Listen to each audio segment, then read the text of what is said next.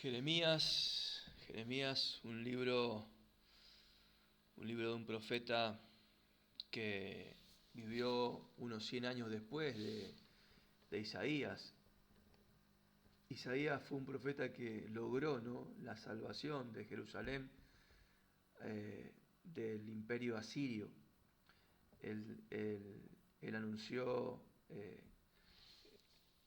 al pueblo, ¿no?, que se arrepintiera, y Ezequías fue salvado, ¿no?, de Asiria.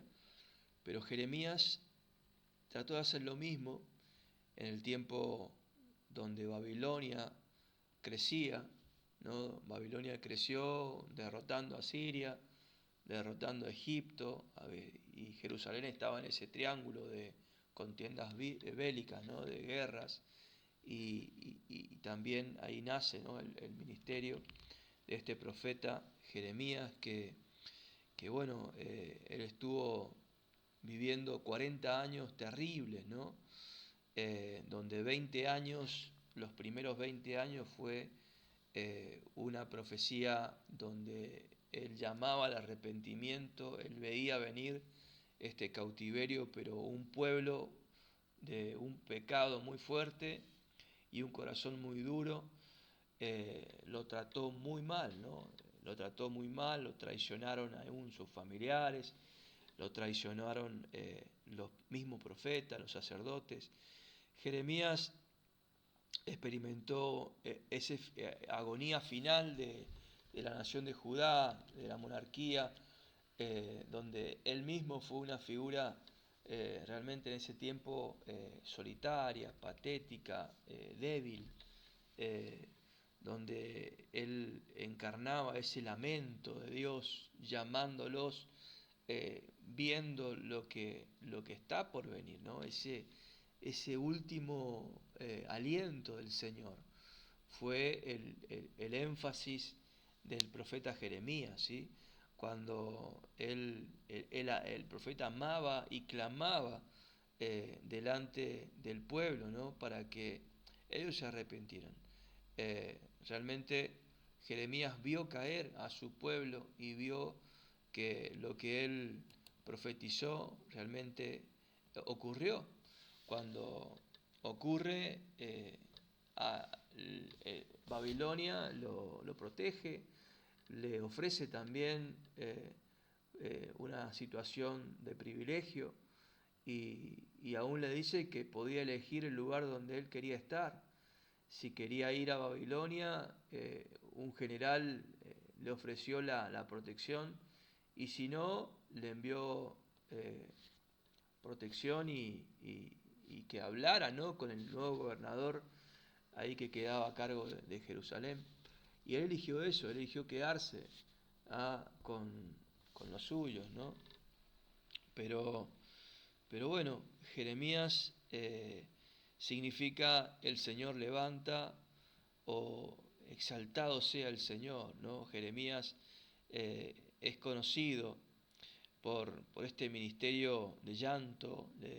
Le llamaron el profeta llorón, ¿no? En varias ocasiones lo encontraron llorando y escribiendo, ¿no? Es el libro también de lamentaciones, ¿no?, que también vamos a estar considerando en este tiempo, en este momento.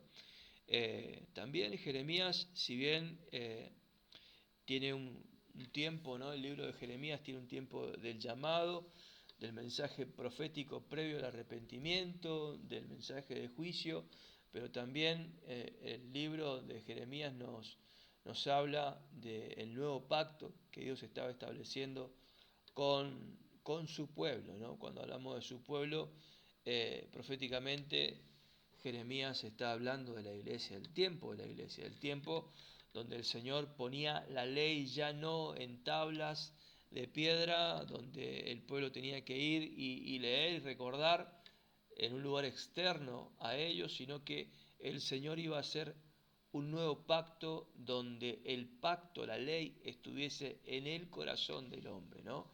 Un claro mensaje profético al tiempo de la iglesia, al ministerio del Espíritu Santo, que nos convence de pecado, justicia y juicio en nuestro interior, ¿sí?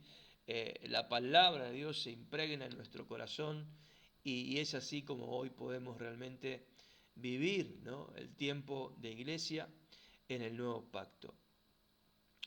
Jeremías sufrió de parte de sus familiares, de sus compatriotas que lo traicionaron, aún los compañeros sacerdotes, ¿no? Los sacerdotes fueron quien lo encerraban, lo perseguían, ¿no? Era considerado aún un traidor porque él anunciaba la destrucción de su propio pueblo, ¿no?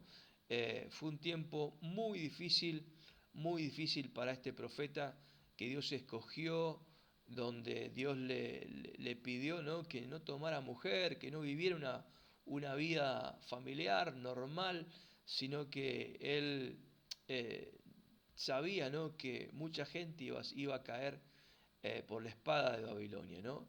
Los familiares lo traicionaban, los hombres de Jerusalén conspiraban contra él, fue azotado, fue puesto en cárcel, le pusieron cepos, él profetizó y seguía afirmando, ¿no?, a pesar de todo eso, la victoria de Babilonia. Fue rescatado luego de la cárcel, fue levantado cuando Babilonia toma Jerusalén, fue protegido, fue puesto también en lugares de privilegio luego, ¿no? Este libro tiene 52 capítulos y habla mucho también de la vida personal de este profeta, ¿sí? Jeremías, luego de mantenerse fiel al Señor, es bendecido por el Señor, ¿no? Esta frase que acompaña al profeta, cuando él da sus mensajes, él se planta como un vocero de Dios y el verdadero Señor, ¿no?, el verdadero profeta que decía, así dice el Señor, ¿no? Es muy fuerte la palabra de Jeremías, ¿no?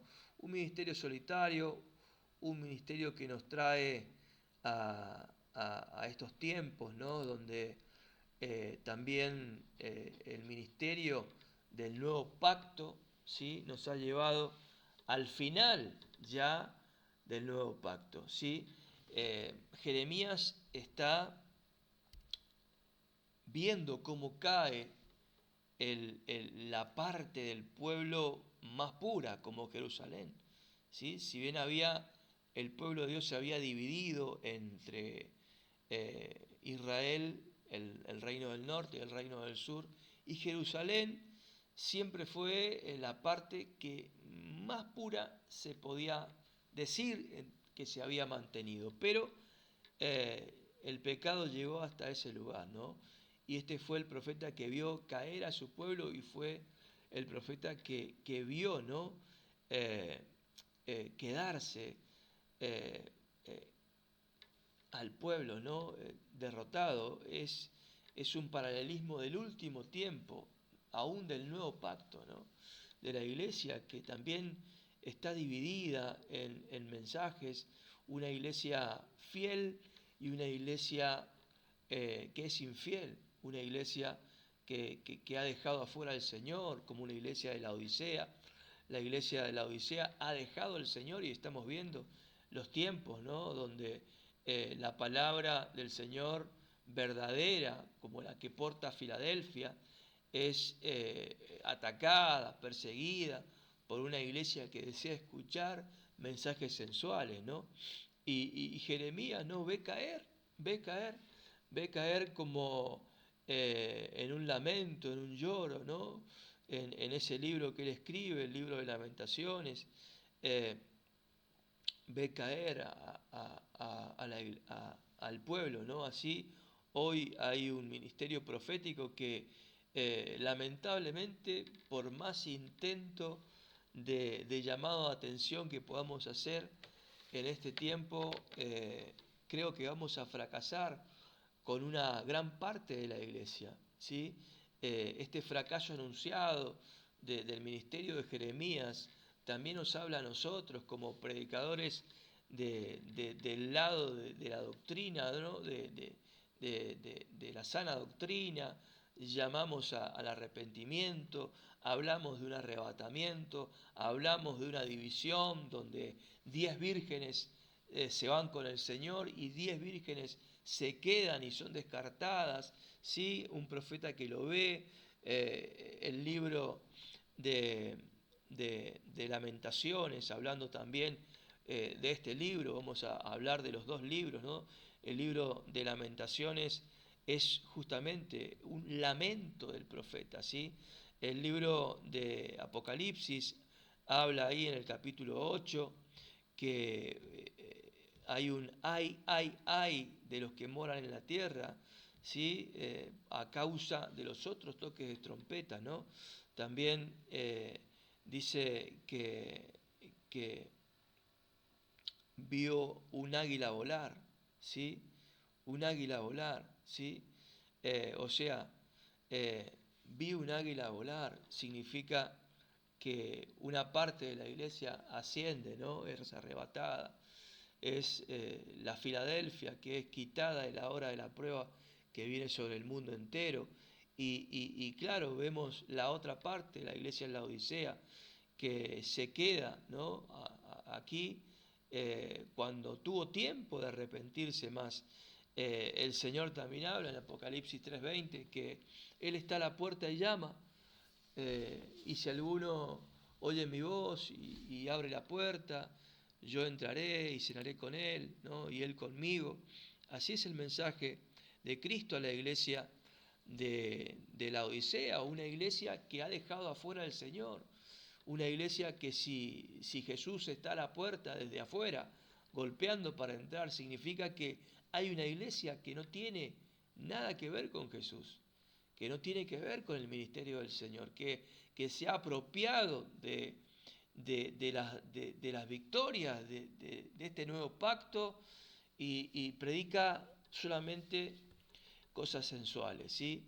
Esta es la iglesia de la Odisea, ¿sí? Donde no hay mensaje que los haga entrar en razón. Una iglesia pobre, ciega, desnuda, ¿sí? Tal cual fue el pueblo de Judá en el tiempo de Jeremías, ¿sí? Un lamento que hoy se traslada a nuestros tiempos, ¿sí? Este paralelismo nos permite entender, ¿no? Que la profecía no es simplemente un instrumento para el contexto de ese tiempo, de anunciar un cautiverio que ya pasó, ¿no? Sino que es algo que el Señor usa para algo que va a venir. Y estamos al final, ¿no? Del tiempo de la iglesia. Jeremías estaba al final de la monarquía de Judá, ¿no? Estamos viviendo tiempos paralelos donde debemos saber lo que va a pasar. Jeremías fue usado por el Señor para anunciar lo que iba a pasar, ¿no? Jeremías, claro, vivió este contexto histórico y claro, todo lo que podemos ver rápidamente, ¿no? De este libro, ¿no? Pero Cristo también está ahí. Cristo está ahí como esa fuente de agua viva, ese nuevo pacto, ese bálsamo, ¿no? que permite Jeremías ver a Cristo, ¿no? Como el nuevo pacto en la sangre del Señor Jesucristo, ¿sí? Jeremías tiene primeramente un llamado profético al hombre, ¿no? Donde el Señor habla de que lo llama desde el vientre de la madre y también a nosotros el Señor en este nuevo pacto ya nos ha predestinado para esto. Así que Dios tiene algo con nosotros en este tiempo y tenemos que salir de un tiempo de niñez y enfrentar, ¿no? un ministerio profético en medio de gente que no va a oír el mensaje, pero hay verbos que Dios les permite usar a Jeremías y es arrancar, destruir, derribar para plantar y edificar, ¿sí? Hoy la iglesia tiene esa autoridad. La iglesia fiel, la iglesia Filadelfia, tiene esa autoridad.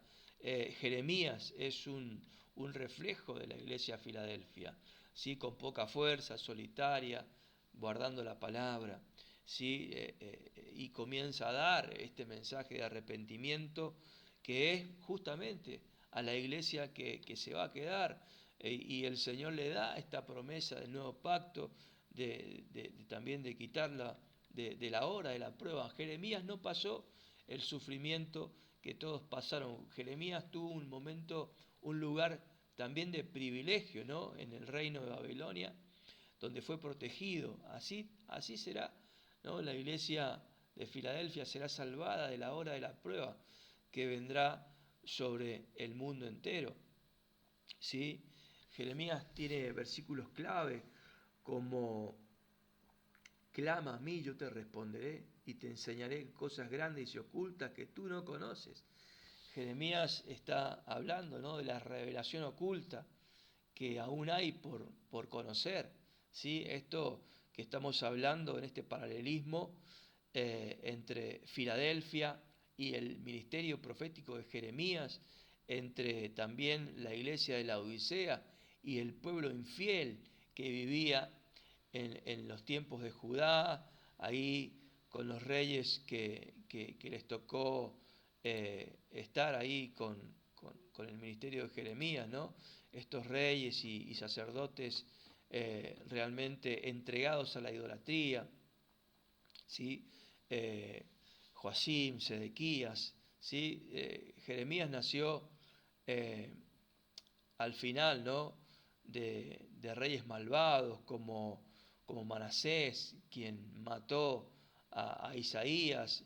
Luego sus hijos, ¿no?, llevaron la misma suerte, ¿no?, de aumentar la maldad del pueblo, ¿no?, hasta que Dios terminó, ¿no?, con estos reyes que introducieron el pecado en el pueblo, ¿no? Hoy, lamentablemente, hay reyes, hay ministros de Dios que están introduciendo el pecado a la iglesia. Son puertas de pecado, ¿sí? Hoy el pecado en la iglesia entra por el trabajo de Satanás, pero también desde adentro hay puertas abiertas que ya conviven y rechazan el mensaje de santidad. Bueno, Jeremías es esto, ¿no? Jeremías es un ministerio sufriente, solitario, pero también con recompensas que Dios nos ha dado, ¿no? Nos ha dado por la fidelidad. Así que, bueno, esto es una rápida panorámica y también como la profecía misma nos adelanta, también hacemos este paralelismo con los tiempos actuales.